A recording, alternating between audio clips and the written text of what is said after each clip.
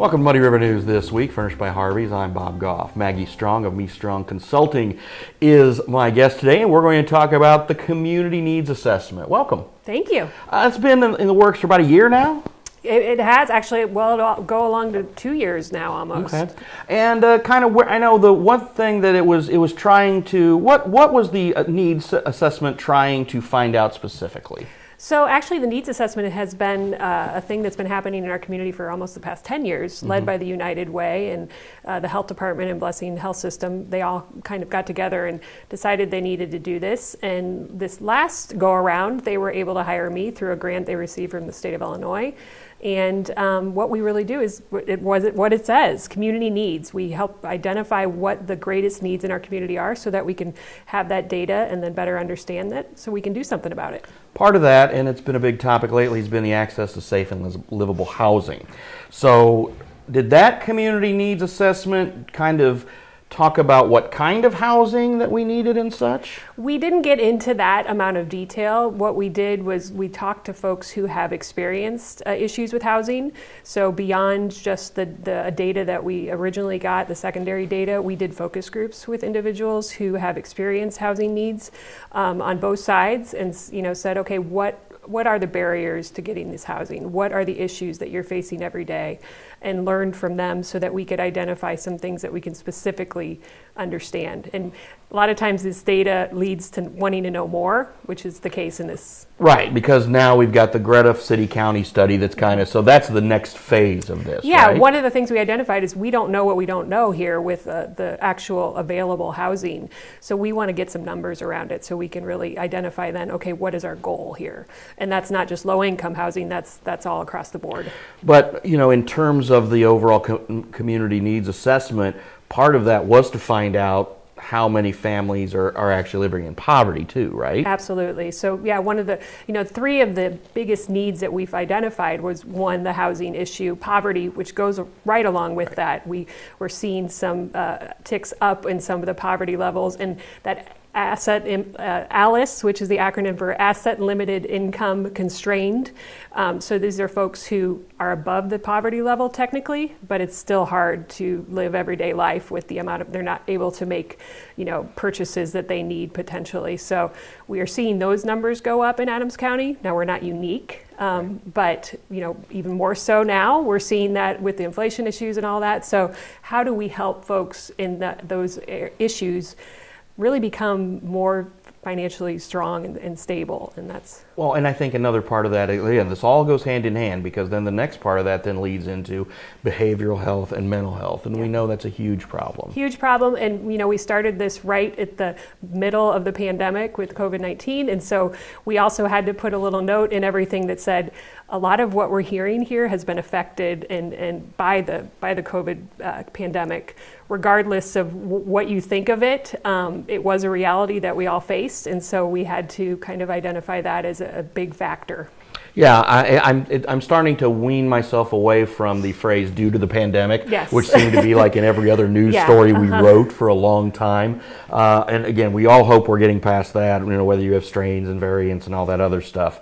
But again, when you're trying to talk about mental health, I think the one thing is in identifying that is that, people talk about, well, is somebody doing anything? What can be done for these people? And it is actually making people aware of the programs that are available is a big part of that. And there's a lot of programs available, and that's something we discussed as the community members that were involved. One of the things we need to increase is awareness. We need to let people know what's available and be better about coordination of care, which means make sure people are getting to the right resources. Yeah, and we see this all the time in the courts, because many of our court situations are fueled by that. And, we sit there and, we've had cases and we've done numerous stories where people are like, my God, get this guy or get this gal help. Well, okay, but, then you have to, and I know we have lots of liaisons within the county that are trying to make that happen. But it's huge that there's so many, people who need that help that, the answer is just not locking them in a cell. Yeah.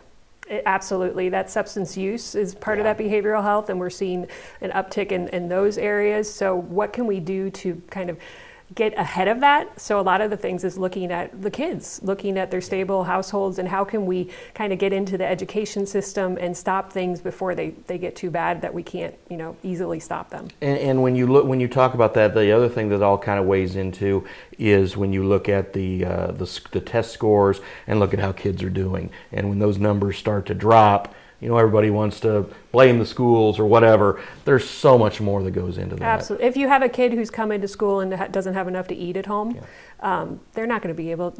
They're not worried about the test scores. They can't concentrate enough. So none of this stuff lives on its own. It's all interconnected, which is something we have to keep in mind. And that's the thing that people will hear about this stuff and they'll think it's extreme, but it's far too common for a kid to go to school hungry, or for a kid to be at school who he didn't have any heat or didn't have any water in the house, and they haven't had it, and because mom and dad couldn't pay the bill yet. And we've seen that, and it's a real thing. And people will talk about, oh, that's an extreme scenario, but it's not. It's real, and it's here. It's in our community. Again, we're not alone in this. It's happening across the United States, the world, we know, but it's here. And I think this was eye-opening for a lot of folks to see some of this data. And then again, those focus groups that we had with individuals who are dealing with some of these issues, just hearing from them and the struggles they had. Well, why don't you go just get a better job?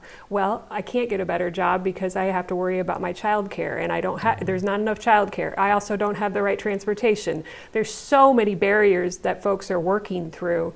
It's a lot, and we need to recognize that. And people will say, well, I've got a job for you, and we know the people are hiring, and that's Absolutely. Still a thing. Mm-hmm. But it's like I can't. But it's like, well, how do you get by? Well, I'm getting assistance, and you want to get them off the assistance, and it's just a cycle that needs to be broken. What I can tell you is the resilience of the folks that we talk to is amazing. These are some of the hardest working people I've met in my lifetime, and I've met some hardworking people. Just because they need help doesn't mean they're not trying and trying to do the best they can. Obviously, it's both sides. There's always that other side, but the folks that we talked to wanted to figure out how to improve their lives, and they were just put in a position where they had some difficulties, and it's hard to get out of that. Well, and you talked about what's next in terms of housing with the upcoming study. What's next in some of the other things how we're going to advance the plan? Yeah, so the housing is a big piece of it. They're going to try to figure out on one side what is the housing issues as far as what is the housing stock, and then they're going to look at access. So what are the barriers to access? We've heard from felons who can't get a house even though it's 10 years past a felony that they've rehabbed, but they still can't find a place to rent. So we're looking into those sorts of issues. You'll see those landlord and tenant workshops. A great thing to kind of hopefully bridge that gap between the two sides, because we know there's issues on both sides.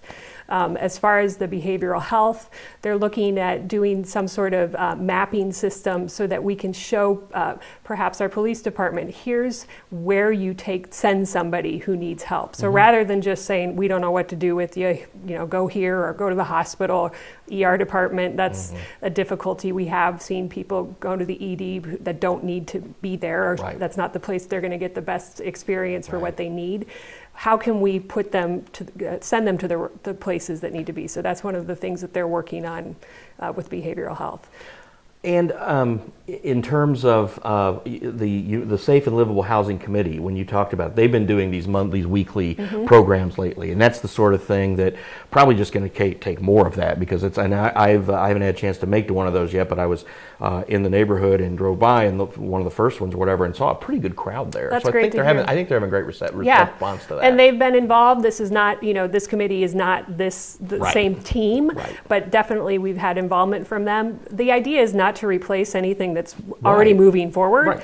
It's to help us all kind of move in the same direction together and put ourselves at a task to actually reach some goals. Well, and I think that's one of the things in talking about it in a platform like this is to let people know that, hey, man, we can work together. It's not, one of the biggest problems that we have, that society has, is working in silos and breaking through those to say, hey, we're interested in that too. How can we help, and how can we all make this better? And it's not about taking the credit, and it's not about trying to control something. It's about just trying to get something done. Yeah, and social services is not different. They're going after the same grants sometimes. They have their niches that they want to focus on. So how do we kind of know what the other hand is doing and Right. then maybe bring it together. Yeah, I know. In state government, that was a horrible thing because everything was siloed off and nobody worked together, and it was very frustrating. Yeah. So let's not have that here. Let's put this plan I into tell you, place. it was great to see the involvement. I think there were probably hundreds of folks who, at one point or another over the 18-month process, were involved,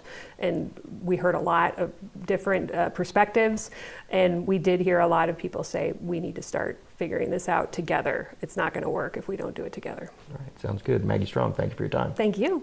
That's all the time we have for today. I'm Bob Goff. Have a great week.